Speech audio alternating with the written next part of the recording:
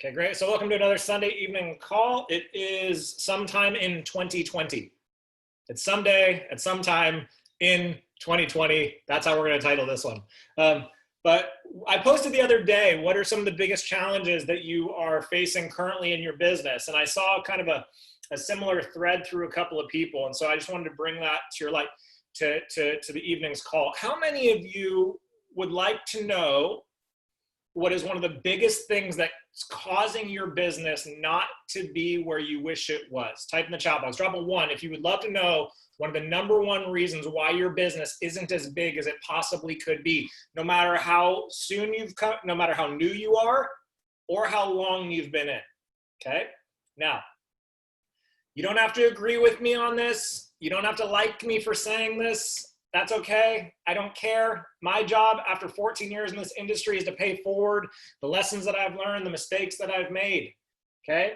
So the biggest reason that people get frustrated inside of network marketing, one of the biggest reasons is because they bring people in and then those people don't turn around and share. So type in the chat box, how many of you would like to help develop more consultants? Drop a 2 in the chat box. If you'd like to develop more consultants, drop a 2 in the chat box. Okay, great, great. But consultants are great and it's nice, but ultimately, what do we really want to be building people towards? The foundational rank in any compensation plan. You want to find what is the foundational rank inside of a compensation plan so that when we get a person to that first foundational rank, what is that? And no, it's not executive. In compensation, in our compensation plan, the foundational, meaning the bottom line, the very first foundational level that we want to get people to exactly is manager, right? And so how many of you drop a 3 in the chat box if you'd like to learn how to develop more managers to get people beyond that consultant position, right? To get people beyond that consultant position. Well, believe it or not, it's a lot simpler than we make it out to be. It's a lot simpler. Drop a 4 in the chat box if you know that this business is simple, but we go to work to complicate it. Drop a 4 in the chat box if you know that this business, if you really think about it, when you really take it all into consideration, it's a very simple business. We just work very, very hard to make it as complicated as humanly possible. And we do a couple of things to complicate it, right? We do a couple of things to complicate it. One of the things we do is we're not coachable. We're not coachable. Now notice my language. Hear how I'm saying we? Type in the chat box. Why am I saying we when I introduce this idea? Why am I saying we?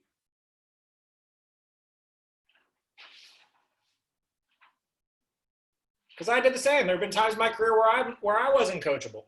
We all do it, okay? So one of the things we do is we're not coachable, okay? And we overcomplicate it because we think we know a better way. Even though we have no experience necessarily, or maybe we've had some experience or whatever it may be, we think, you know what, I don't like that way, I'm gonna do it my way. So that's one of the number one reasons that we struggle and we go to work on complicating it. Then the other thing that we do is we start doing something that's effective because we choose to be coachable, and then we get a little bit of movement, and then for whatever reason, network marketers, we are famous for this, for whatever reason, we stop doing what works. It's the weirdest thing. It's the weirdest thing. And then the third thing that we do is we start to do something, we get results, and then unconsciously, we change how we're doing things. We don't understand why we got the results, and then we complain about it. And then we get frustrated, and then what do? We take a step back. It's not working for me. I don't know if I'm good at this, that, and the other. No one wants to get started. Our energy changes. And it's really fascinating. Because imagine for a second that you wanted to have chocolate chip cookies, okay, for tonight. You just want to have chocolate chip cookies, just plain chocolate chip cookies, right? Just delicious. Fine if you want vegan chocolate chip cookies, whatever. Okay, fine, for you vegans out there. I'll be politically correct and include everybody, okay? But you want chocolate chip cookies. And so you go online and you read a blog about how to make the perfect chocolate chip cookie. And it tells you that you need this amount of sugar and this amount of flour and, you know, and this amount of, of maybe make it with eggs for the non-vegans, whatever it is, right? And 45 minutes later, however long it takes, you have the perfect chocolate chip cookie. And then some of you are cleansing today. You're like, stop talking about chocolate chip cookies. And then They're such a hit that a week later you're sitting at home and you go, gosh, those chocolate chip cookies were great. I'm going to make them again. You do everything.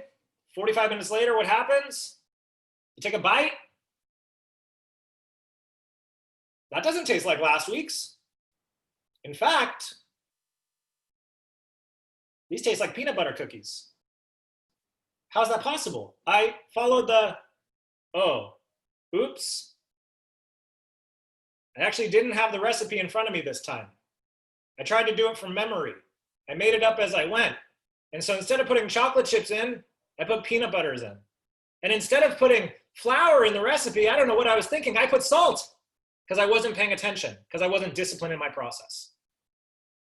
How many of you already know, drop a 5 in the chat box, how many of you already know that you've already gone back and forth between making chocolate chip cookies and salted based peanut butter cookies? 1,000 times. And more often than not, you bite into the salt and the peanut butter and you're like, how did this happen?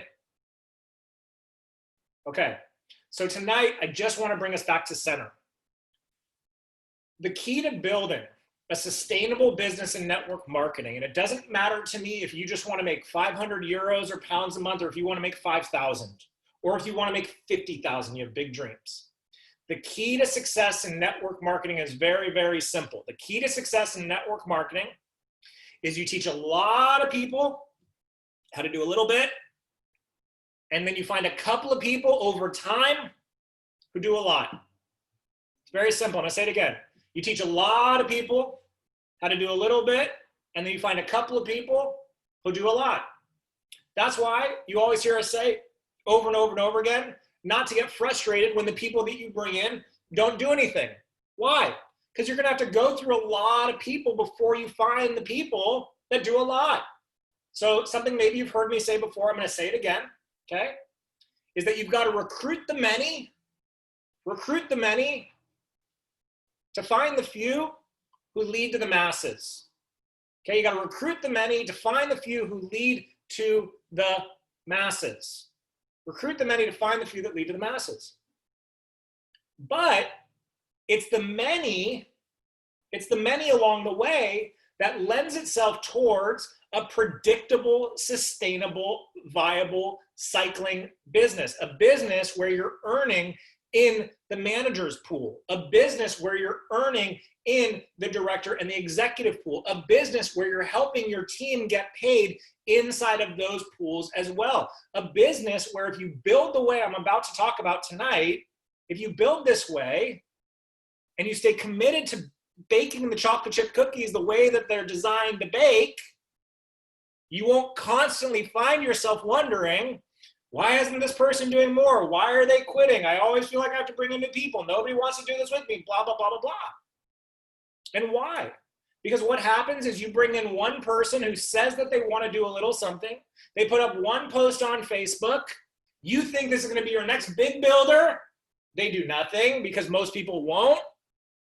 And you feel like, oh, I put all my time and all my energy into this person. Ugh, this is just so exhausting for me. Put a 6 in the chat box if you've been guilty of that, like I have been in my career. Put a 6 in the chat box where you've met one person, you think, this is the next big thing. And then you feel let down. You feel disappointed. You feel like you gave them so much of your time. Boring, stop. But what did you really do? You changed the recipe. You changed the recipe. Okay? So I want to bring us back to the recipe that Eden and I have used to build a successful organization. Now look, maybe you don't like our system. Maybe it doesn't resonate with you. If that's the case, cool, whatever. We're just the sat nav, we're just the GPS. If you want to go find another system, develop your own system, by all means, have at it, have fun. Just a little clue, it's not fun. It's not fun, okay? It's not fun. If I had my choice, do you think I would rather just plug into a system? Or do you think I'd rather stay awake every single night, which you can ask my wife that I do. I wake up at 2, 3, 4 a.m. constantly trying to figure out how can I make the system easier for you guys? How can I make it better? What do you think I prefer? But no, our system was born because we didn't have a system. Okay? Now, Here's where the breakdown occurs though. And it's the simplest little choice that you can make. There's two phases that happen in the breakdown. Okay, first breakdown is you bring a customer in, you bring someone in, and even if they say right away, don't talk to me about the business, I want nothing to do with the business, what's the number one mistake that people make? And Kelly trained on this at the Virtual Academy. What's the number one mistake that people make? You bring in a new customer, you have the conversation. And what do we teach? We teach to ask a very simple question. That's right. But what do we do? So here's breakdown number one. We bring somebody in. We're like vultures because we haven't brought anybody in a long time, right? We're like piranhas. Finally, someone says yes, and so there's like blood in the water, and we don't want to lose our meal. So what do? We just enroll them. So that's where breakdown number one happens. Okay. But imagine for a moment that you actually trust the process and you are willing just to ask. Curiously, who are two people that you know would want to do this with you for sure? I know you don't want to do the business. It's not about building a business. It's about just getting your products paid for. Who are just play with me for a second. Who are two people that you know would want to do this with you for sure? So this is where breakdown number one happens. Drop a 7 in the chat box if you're willing to be honest in acknowledging that you don't always ask the question. Drop a 7 if you don't do it 100% of the time. Look at this. Okay, so let's talk about this for a moment. The recipe for chocolate chip cookies calls for chocolate chips. Every time you don't ask this question, guess what you're not putting in the recipe? Chocolate chips. But not only are you not putting chocolate chips in, you're putting salt in it or something bitter. Because you're immediately creating an environment that's going to make it more difficult to create the kind of cookie that you're hoping to create. Okay? So that's breakdown number one, is we don't ask the question every single time. Now, I want you to imagine, though, I'm just going to take you through the 3 steps, the 3 possibilities. You've heard me talk about this before. For those that are newer, please, please, please pay a lot of attention to this next little segment that I'm going to teach, okay? The other reality is that people say, oh, you know, my friend Kelly and my friend Gilles. Amazing. Cool. Well, Isagenix doesn't spend any money on advertising. So just by helping your friend Gilles and helping your friend Kelly get started on the same system you got started on, you can earn back 252 euros right away. How amazing is that? Or whatever it is in pounds. Forgive me, I don't know what it is in pounds right off the top of my head, right? How amazing is that? They say, what of a couple things? They say, that is amazing. But I kind of want to see how the products work for me myself first. Cool. We'll come back to that. Or they say, no, you know what? I don't know anybody. I don't want anything to do with that part, whatever. Fine, cool. But at least you ask the question. At least you put the chocolate chips in. Or there's a third person that says, well, wait a minute. If I get 252 for Kelly and Gilles, I know a ton of people that would want to do this. What did you just find out? Wait a minute. You just found out that they're thinking bigger. You just found out that maybe they're excited and they want to do something. You just found out that they want the recipe that calls for double chocolate chips, right? Some extra chunky chocolate chips. But the breakdown happens when we don't ask the question. And a lot of you just said, I don't ask it 100% of the time. And why don't you ask it 100% of the time?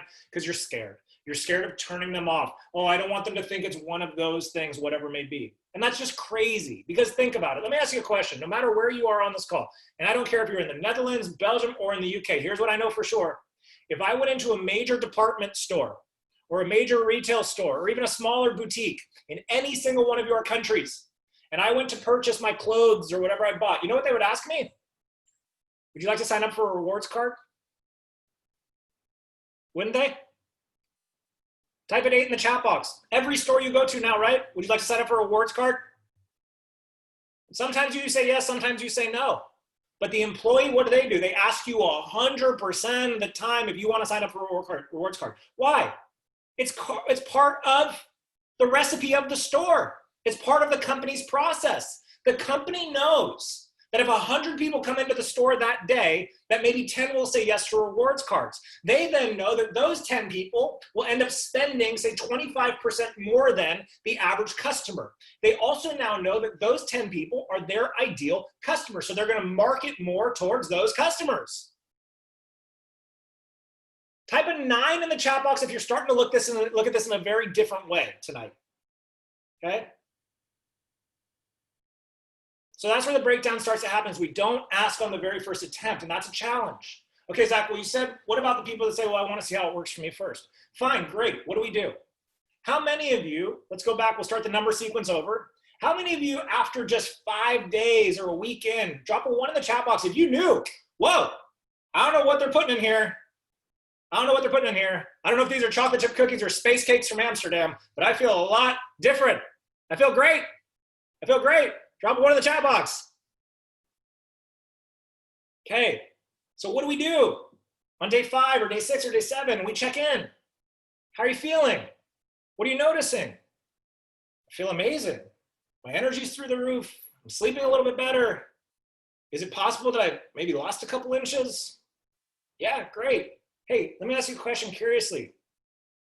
Would you agree? Listen to my language. You'll have to translate this, of course, if you want to. Would you agree? I'm being assumptive.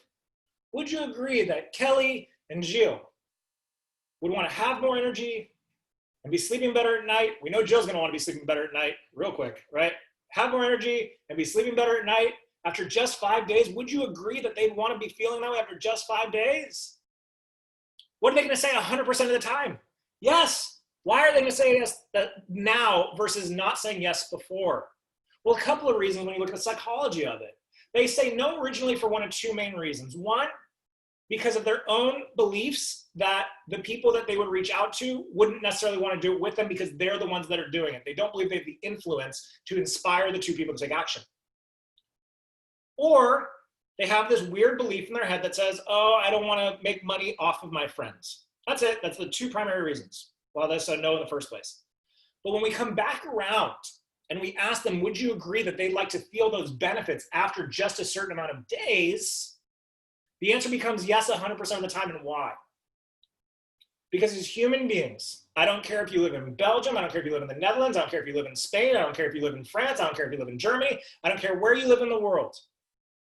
As human beings, for the most part, I wish it was for everybody, for the most part, yeah, we're programmed with a desire to want to help people. We want to help people. Sociologically, biologically, tribally, we are programmed to want to help people. We want to. It feels good. Just yesterday, Eden and I went to the beach. I was walking down walking back to our car. We had to have the dogs. I was walking down and I saw this man having a hard time. I could tell that he was looking at the parking meter to pay for his parking ticket, right? He was having a hard time with it. And I could tell he was having a hard time. And I kind of made eye contact with him and I turned back around my shoulder and he looked at me. And I said, are you having a difficult time? I said, would you like some help? Yes, please. And I came back and I helped him. Why? It's in my nature. It's in your nature to want to help people. Okay? So breakdown number 2 is that you're not following up on that 5th or 6th day. You're just hoping to get lucky. You're just hoping that they decide to post on Facebook. You're just hoping that it happens. And I hate to break it to you, hope, as powerful of a thing it is not a business strategy. Hope is not a business strategy. If hope is your number 1 business strategy, then go to the casinos and roll the dice and hope that you get lucky. That's the only place where that's going to work. And usually it's not going to work. Okay, so that's breakdown number 2. But breakdown number 3 is the biggest one. And this is where you guys are all hurting yourselves for the most part. And I know because I watch the data. And I know because so many of you want to create more managers. The breakdown is this. I enroll Michelle. I said to Michelle, who are your 2 friends? Michelle says Kelly and Jill. Michelle waits 5 days, goes back to them. They say yes. Michelle gets Kelly on a call with me. But what do I do with Kelly? What don't I do with Kelly? What don't I do with Kelly? I don't ask the question. And that is where the biggest breakdown happens. And why don't you ask the question? Why don't I ask the question? Oh no, it's Michelle's first person. I really want to help her get to consultant. I don't want to mess it up. I don't want her to get mad at me, right? Whatever it may be. I don't want to turn her off. I don't want to turn the friends off. And we break the chain and we break the recipe.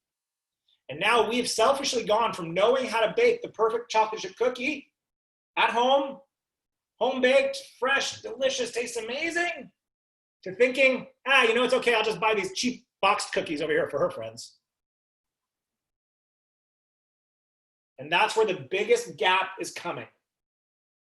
How many of you drop a 2 in the chat box if you know that that's where you're letting it collapse? You know that when you're getting introduced to other people, drop a 2 in the chat box if you're willing to take accountability for your business. So that is the biggest place where people miss. And here's why that's hurting your business more than you could ever imagine. More than you could ever imagine. Remember what I said earlier. I said, the key to success in network marketing is to teach a lot of people how to do just a little bit. But in order to get there, to find the people that do a lot, what did I say? We've got to recruit the many to find the few who lead to the masses. But how does our compensation plan work? Do I have to be the one that brings in the person who leads to the masses? Does it have to be me that personally sponsors? Of course not. So the people that we sponsor, they're not the destination, they're the doorway. And so what a disservice I'm doing to Michelle's business and to my business if I don't also ask Kelly the question, who are 2 people you know? Because imagine I never asked Kelly who are 2 people. And Kelly's the type of person who says, I know a bunch of people. And one of the people Kelly knows is her friend Evelyn and her friend Michael. And imagine that they would never find out about it for her business or for mine because I wasn't willing to make the recipe the exact same way. Think about that for a moment. So that's where the chain breaks down. And what's really fascinating about it is network marketing is really all about 6 degrees of separation. It's not who you know, it's who you're going to meet. But you're not going to meet anybody unless you're willing to constantly open the doorway and just toss it out there to every single person that you bring in from a customer acquisition perspective. I promise you, if you guys would please, for your own good, trust this system, trust this process, trust these templates, trust the recipe. And here's the deal. Let's just make a deal, okay? You guys can figure out how much money Eden and I make. Let's make a deal. You guys trust our recipe for baking cookies, okay? You trust our recipe for baking cookies the way we bake them. And as soon as your bakery is making as much money, even half of what we're making, then go start your own bakery with your own systems, your own processes. That's fine. But I want you to have financial freedom. And I want you to have more sustainability. And I want you to pay off your credit card debts just a little bit faster by earning an extra $500 to $1,000 a month if that's where you're at right now. I want you to be able to absorb the hit that this current environment is putting on your household economically. But you gotta be willing. You gotta be willing to trust the recipe if you want that perfectly baked chocolate chip cookie. It's in the discipline of the process every single time. Look, let's just talk about Joe for a second, right? He's on, and for those of you guys that haven't seen Joe's results right now physically, the dude's shredded, right? It's absurd. What's really annoying though is that he photoshops his body, he photoshops his head onto my body for all his pictures. That's what he doesn't tell you, right? It's really my body that he photoshops, but he does a good job at it. But anyway, but my point is this. You know how disciplined Jill is with his food? You know how boring it must be some days to eat the same things over and over and over again? To count the macros, to eat the 1 grain of rice, to whatever it may be, right? But it's in the discipline of doing the same things over and over and over again that creates a predictable result in any business. Guys, it's not just network marketing. The most successful businesses in the world are only successful because they operate on predictable systems. Imagine if Amazon chose a different delivery method for every single product that came in the warehouse. Are you kidding me? Think about that for a moment. Think about that for a moment. Imagine if you sent your child to school and the teacher at the school was capable of speaking 10 languages. And every day, the teacher just chose to speak in a different language. How much would your kid learn? Not a lot. It's in the discipline of duplication that your destiny can be fulfilled in this business model, but you got to embrace it. You got to embrace it. So I really, really want to invite you. Again, I'm just the GPS. I'm the sat nav. Our way of doing things isn't the only way of doing things. It's worked out okay for us. But it's been through a lot of trial and error and a lot of mistakes from earlier in my career. So I really want to invite you to find a way to stick to it long enough to give yourselves the opportunity to really see what's possible. And that's one of the biggest reasons that people quit. 70% of people quit in network marketing in their first year. 70%. Why? They don't really give themselves a chance. They don't give themselves a chance. And why don't they give themselves a chance? They got the recipe, they tasted the cookie, and then all of a sudden, they just stopped baking it the way it was designed. And then it tastes bad, and of course they quit. Give yourself the opportunity to understand what is possible in this industry. If it's predictable and it's repeatable, then it becomes sustainable. But the other thing that it becomes is it becomes more attractive to the people that you bring in. Why? Because people want to know that you can show them how to be successful. They want to be able to look at the process and utter 4 magic words. I can do that. I can do that. But if you change the recipe every single day because you want to be like Wolfgang Puck, they're going to look at it and go, I can't do it. I can't do what they're doing. So anyways, take an honest look at your business. Responsibility is the #1 way that we can move forward. Thank you all for joining me. It's getting late in the evening. Have a great evening. I'm going to post in both groups. What did you learn? If you learned nothing, then post, I learned nothing. And that's fine with me as well. It'll give me room for improvement as well. Have a great evening, everybody. Talk to you soon. Bye.